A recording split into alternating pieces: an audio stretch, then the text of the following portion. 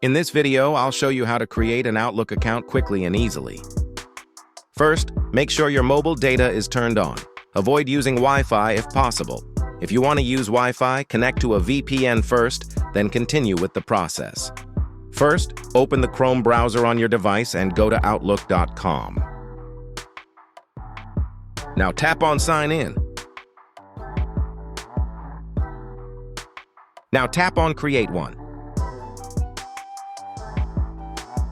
Now enter the email name you want to create, then choose Outlook or Hotmail based on your preference. Now tap on Next. Enter your password.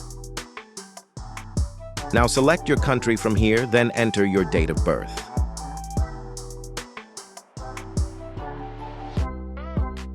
Enter your name here.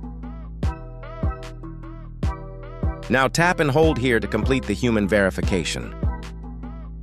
Once the human verification is completed, your account will be created successfully.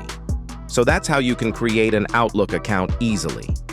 If this video helped you, make sure to like the video and subscribe to the channel.